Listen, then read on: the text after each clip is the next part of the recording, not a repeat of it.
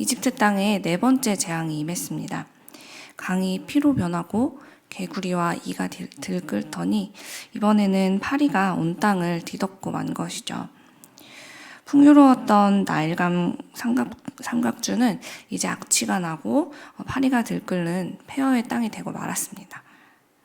이쯤 되자 바로의 태도가 조금 바뀐 것을 오늘 우리 25절에서 볼 수 있는데요. 그가 모세와 아론을 불러서 하나님께 제사를 드리라 라고 허락하는 것을 오늘 볼 수 있기 때문입니다. 너희는 가서 이 땅에서 너희 하나님께 제사를 드리라. 얼핏 들으면 바로가 드디어 모세의 이 말에 받아들인 것처럼 생각되지만 사실 바로는 아주 교묘하게 타협안을 제시하고 있는 것이었습니다. 더 이상 제사를 막지는 않겠다. 제사는 드리되 광야로 가지는 말고 이 땅에서 드리라 라는 조건을 지금 달고 있는 것이죠.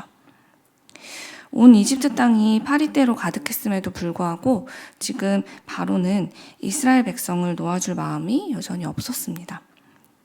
그도 그럴 것이 이집트가 이토록 위대한 문명을 꽃피운 데는 이 이스라엘 노예들의 노동력이 뒷받침되어 주었기 때문이라고 해도 과언이 아닐 것입니다.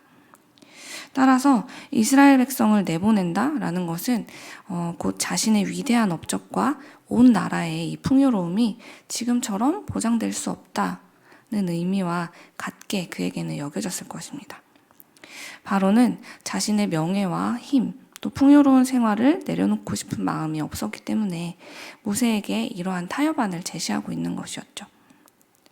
모세는 바로의 제안을 곧바로 거절했지만 바로는 포기하지 않고 이번에는 또 이렇게 제안합니다. 내가 너희를 보내리니 너희가 너희 하나님 여호와께 광야에서 제사를 드릴 것이나 너무 멀리 가지는 마라. 그런즉 너희는 나를 위하여 간구하라. 너무 멀리 가지는 말라라는 이 바로의 말을 읽으면서 저는 굉장히 익숙한 느낌을 받았어요. 가만히 생각해보면 우리가 신앙생활을 하면서 우리의 믿지 않는 가족이나 믿지 않는 지인들로부터 가장 많이 듣는 조언이 바로 교회에 너무 빠지지는 마, 너무 깊이 들어가지는 마라는 말이었기 때문입니다. 하나님께 예배하는 것까지는 막지 않을게.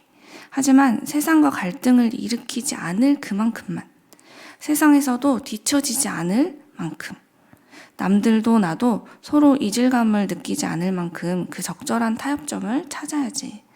신앙생활도 그렇게 적당히 해야지 라는 그 말.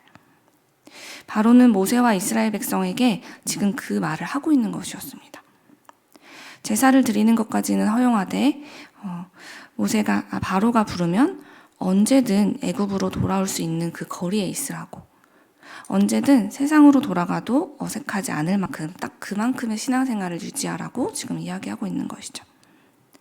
바로는 이렇게 아주 교묘한 말로 자유를 주는 척하면서 하나님의 백성인 이스라엘에게 하나님도 섬기고 바로도 섬기라고 제안하고 있습니다. 그리고 더 나아가서 이렇게 이야기하죠. 그런즉 너희는 나를 위하여 간구하라. 나를 위하여 하나님께 간구하라는 이 바로의 말에는 나를 위해 너희 하나님의 마음을 움직여라는 의미가 담겨 있습니다. 창조주이신 하나님의 뜻에 따라서 우리는 우리 자신을 낮추고 주님의 뜻을 따라가야 하는 존재인데도 바로는 그 주종관계가 완전히 뒤바뀐 명령을 내리고 있는 것이죠. 나를 위해 간구하라.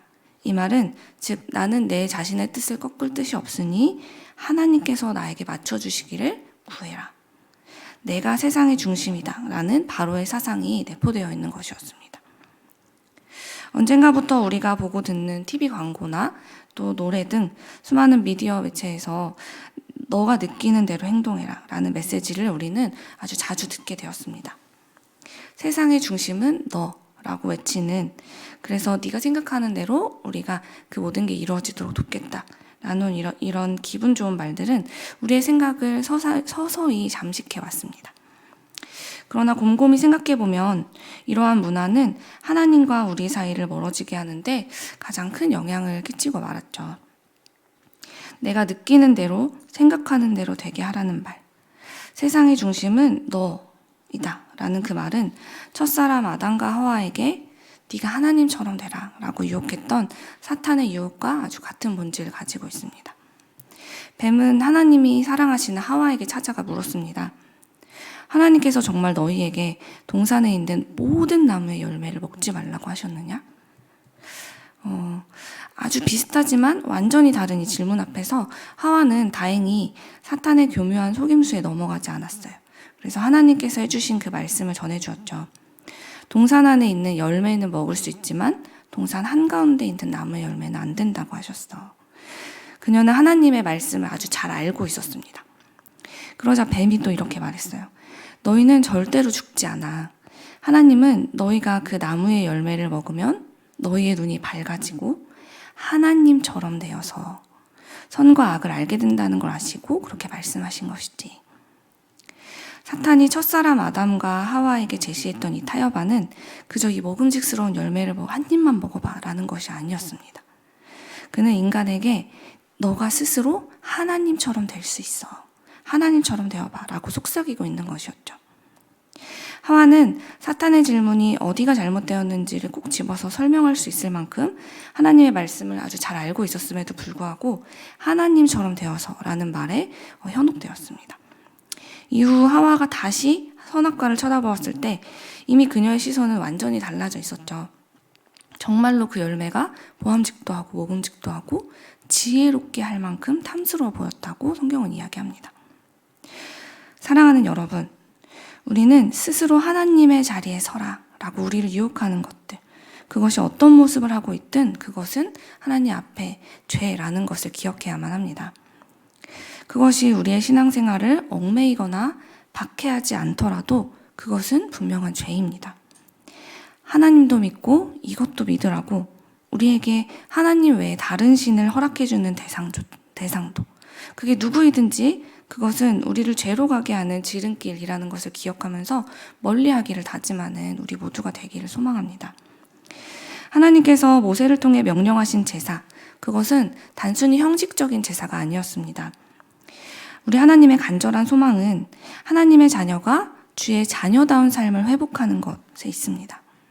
그렇기 때문에 지난 430년이라는 긴 시간 동안 이집트에서 노예로 살면서 이집트의 우상숭배로 가득한 그 문화에 젖어버린 이 이스라엘 백성들, 그들이 다시 하나님의 백성으로 회복하기 위해서 가장 먼저 해야 했던 것, 그것이 무엇이었겠습니까?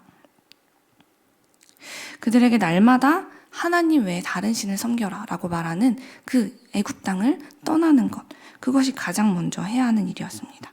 그래야만 우리 하나님을 온전히 섬기는 새로운 삶을 시작할 수 있었기 때문이죠. 그래서 모세는 바로의 타협안에 동의하지 않고 단호하게 우리는 오직 하나님의 명령을 따라 사흘길쯤 광야로 들어가서 예배를 드려야 합니다 라고 대답했던 것입니다. 모세는 하나님을 예배한다는 것은 단순히 그 형식을 갖춰서 그 형식만 드리는 예배가 아니라 거룩하신 우리 하나님의 말씀을 온전히 따르는 그 삶으로 증명되어야 한다는 것을 깨달았기 때문입니다. 사랑하는 여러분, 예수 그리스도의 보혈로 하나님의 자녀라 칭함받은 우리에게도 참 많은 유혹들이 매일 찾아옵니다. 교회에 너무 깊이 들어가지 말고 우리와 가까이 지내. 예배는 드리되 광야에 가지는 말고 여기에 남아서 편하게 드려. 라는 그 바로의 타협과 같은 이 유혹들 말이죠. 사탄은 끊임없이 우리에게 내 자신이 하나님이 되라 라고 이야기합니다.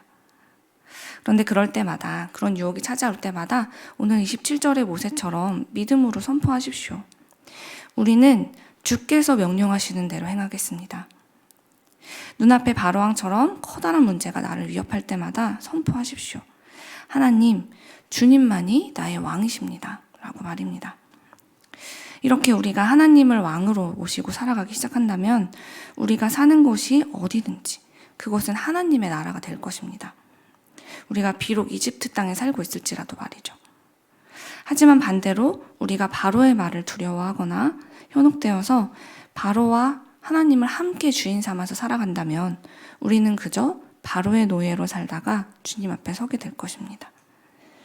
그러니 우리 삶에 남아있는 이 죄의 노예로서의 습관, 이것을 매일매일 분별할 수 있는 영적 분별력을 구하십시오.